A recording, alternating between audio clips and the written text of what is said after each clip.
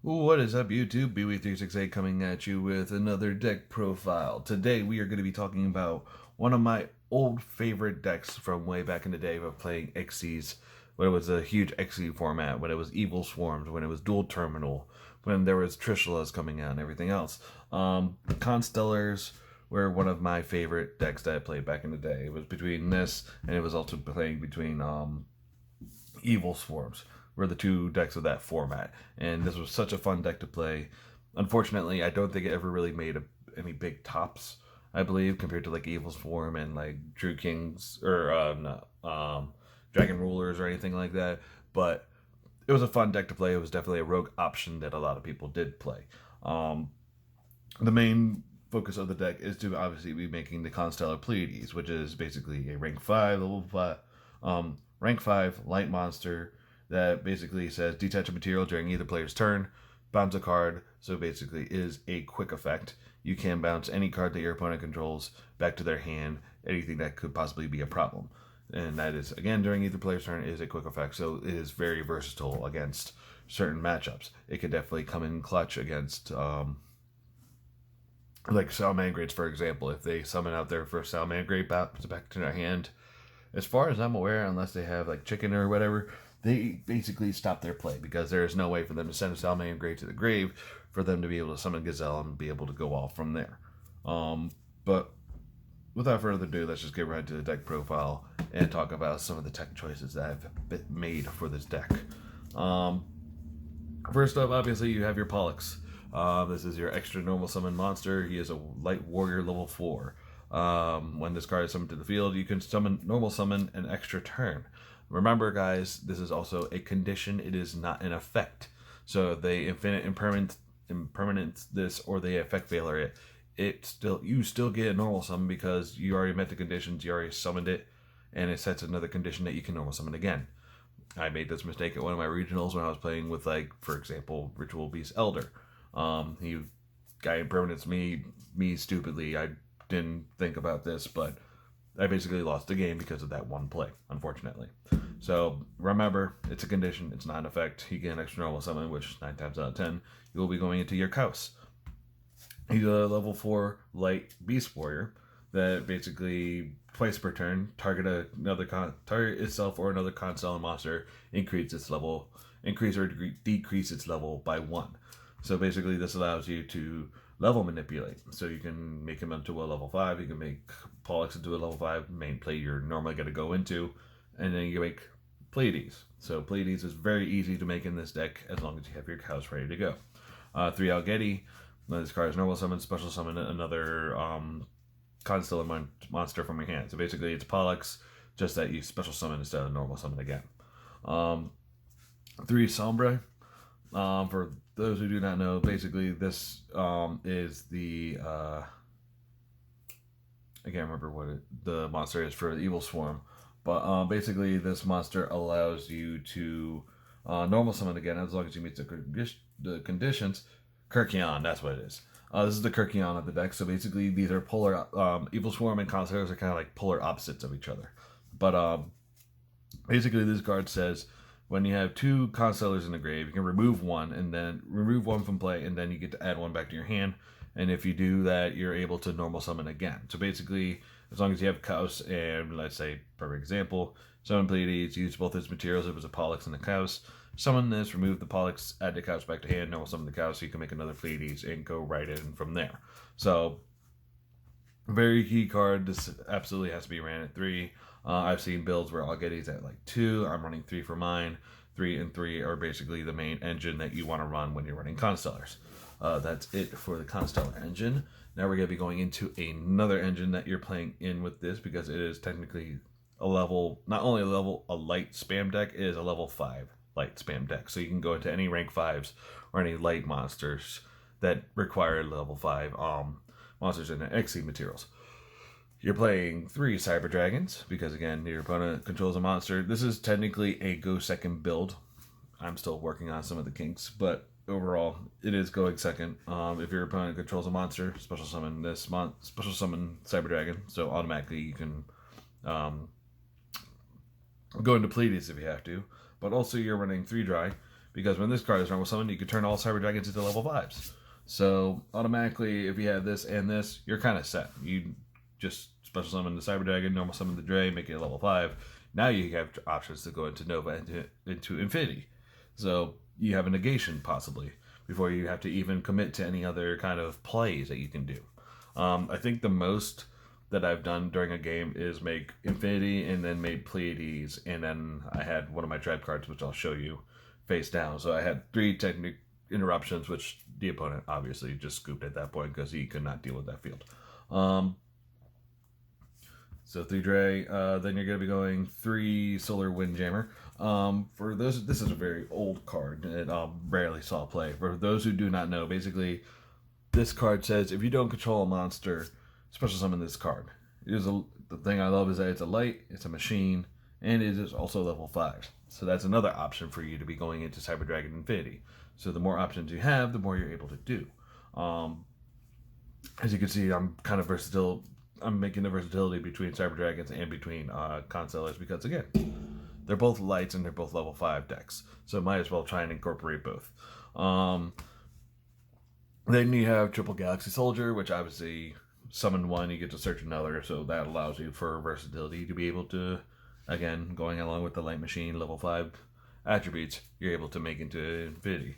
Then you play the one Ghost Ship just for an extender. As long as you have a light monster in your grave, banish it to summon this, extend it to another play if you have to.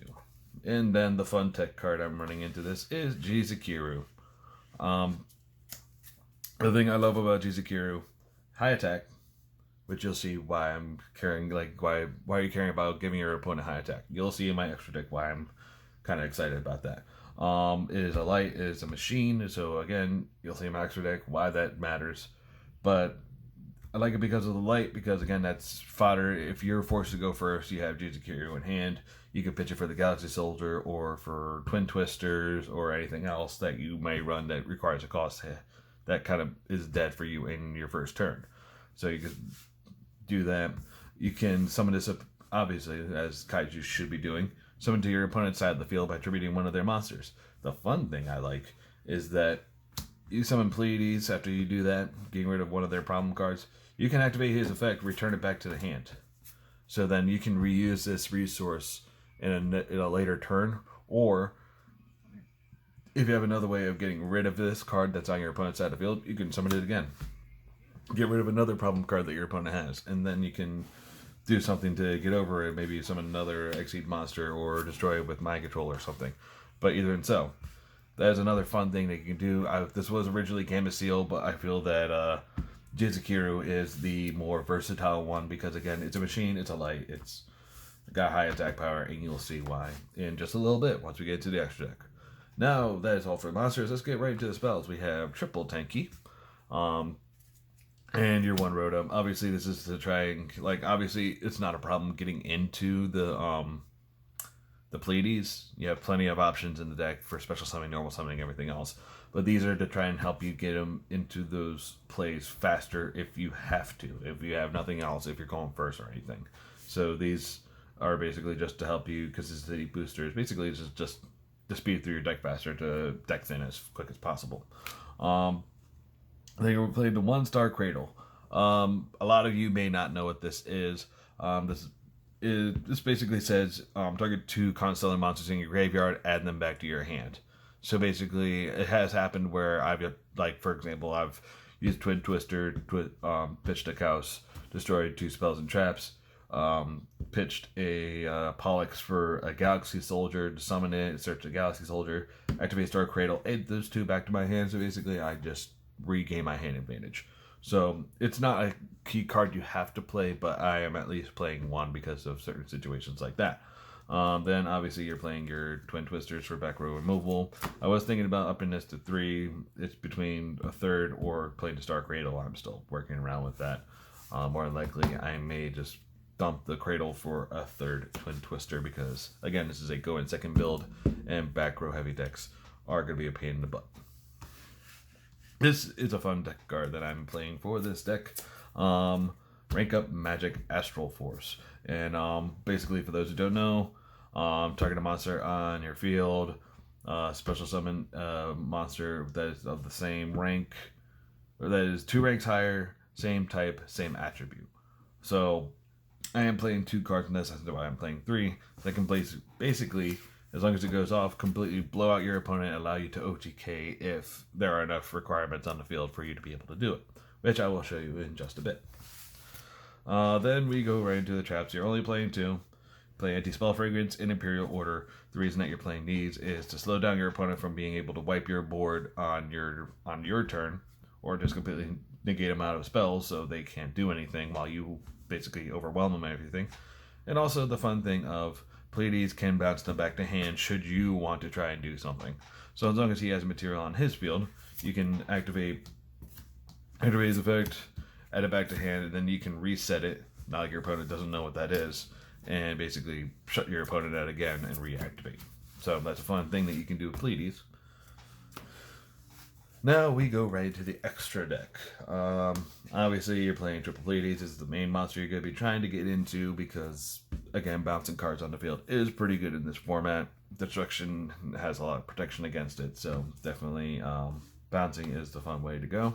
M7 is basically a bigger monster, a bigger Pleiades. He can't use his effect during either player's turn, unfortunately.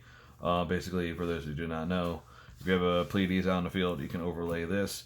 You can't activate its effect the turn you do this, but on the next turn, should it survive, basically, you can detach a material and bounce a monster from the field or from the graveyard back to the hand. It's a slightly worse Pleiades, but at the same time, not really, because you can get rid of combo cards that activate into grave from someone's grave, put it back in their hand, or if you need a key card back into your hand, you can do that as well. So you're running 2 of those, and then you're running the 1 Omega, which is basically the protection. Again, detach. It's only 2 level 4s. Detach a material, protect all Constellar monsters from spells and trap card effects this turn. So it's pretty good. Then you go into Cyber Dragons. You're only playing 1 Nova and 1 Infinity. Rarely have I ever had a graveyard set up that I would use Nova's effect before Infinity. So basically, when you get the Infinity out, you'll basically be able to get it out in 4 turns. And if your opponent has Nibiru, you can literally stop there, set another back row, and then pass your turn. Is also an option. Another card I am playing with this is also Chimera Tech. I do believe that a lot of people should start playing at least 1 in their extra deck because Orcust Cyber Dragons is somewhat of a good deck.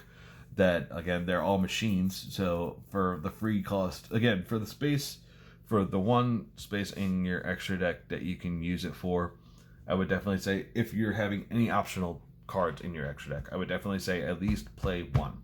Because the reason is, you do not have to control a Cyber Dragon in order to contact fuse on your opponent's side of the field.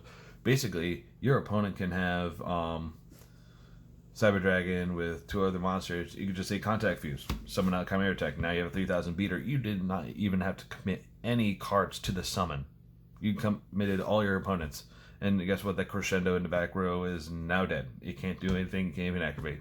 So now you can just go about your play, and you didn't even have to commit anything. You just summoned out this and committed all your opponent's monsters to it. So if you have the space, if you have any cards that are kind of optional, I would definitely say at least run 1 for that very situation. Now, the other reason why I love running Jizukiru, why I am running it. 1, Volcasaurus. For those who do not know, Volcasaurus is an older card that's a rank 5 fire dinosaur that basically says target 1 monster on your detach a material, target 1 monster on your opponent's side of the field, destroy it, and if you do damage to your opponent's life points equal to its original attack, which Jizukiru is 33. So automatically you destroy the Jizukiru and you're doing 33 damage to your opponent's life points. Then unfortunately it cannot attack the same turn, or it can't attack directly the same turn it activates that effect, but that's fine because then you overlay into Gaia Charger because he could just overlay on top of any level 5 monster. And basically, he can attack directly, and I think he does piercing. So he would do an extra 26. So that's just 59 damage. 5,900 damage that you're doing in 1 turn just from basically using 1, 2, 3 monsters. So using 3 cards from your hand. So now you have, if you're going second, you have another 3 cards in your hand. If you have an option of being able to summon up another monster, that is technically OTK in 1 turn. So that is one option that this deck has. It can OTK in 1 turn if given the opportunity. Then you're playing 1 Emerald and 1 Exciton Knight. Again, evenly match will probably be in the side deck and whatnot, but this is to allow you obviously to recycle, and this is to blow up your entire opponent's board if he has more cards than you do. Now, the reason that I'm playing Astral Force Rank Up Magic is for Dark Requiem. Basically, this card doesn't do anything. It's basically has to use another XE material in order to even get to the to its extra effect, but it just needs 3 level 5 monsters, so kind of is what it is. But then you use the Rank of Magic and you make Odd Eyes Raging Dragon. For those who do not know what this card does, basically if you use an XE material monster, which you are, to summon this monster, it gains 2 additional effects. It can attack twice per turn, but also you can detach a material from this card, destroy as many cards on your opponent's side of the field as possible, and if you do, it gains 200 attack for every card destroyed. So basically, this is another option for you to OTK your opponent. Summon this, detach material, destroy as many monsters as possible. If you destroy up to 5 cards on the field, you are able to then OTK your opponent because you can attack twice, and it is already over 4,000 damage for the attack points. So that is also a fun option that you can do with the deck. Again, I'm only running 2 of these. Obviously, in my side deck, I will probably have more viable options because Astral Force will obviously be a card that... That's the thing that's also nice about Astral Force is that it's an easy card that you're going to side out if you're seeing it's not working, or obviously if you need something else way more important. And also same thing with the extra deck monsters. If you don't need these 2, you can obviously turn it into like a Starving Venom and, I don't know, Borload Savage. Or Borload Dragon. I mean, it doesn't really matter. I mean, obviously, you have ways to be playing around with it and whatnot, but those are 2 fun cards that I've been playing in my extra deck. Side deck, I am technically still working on, obviously the main 3 cards, or main 6, I should say. I have at least 8 cards that are definitely necessary for it. It's like another Twin Twister, maybe another Cradle, triple Prohib, and I don't need another good ship. Triple Prohibition and triple Honest. Honest is kind of obvious.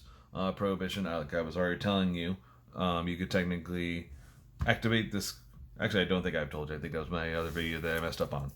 But Prohibition is a very interesting card for this deck because basically, if you're going off on your one, like you're going turn 0, you're going off, you're summoning a bunch of stuff and whatnot, and you're afraid Nibiru is going to be dropped on you. You can activate Prohibition, call Nibiru. Your opponent cannot use Nibiru at all. So that's a problem card that you don't have to worry about anymore.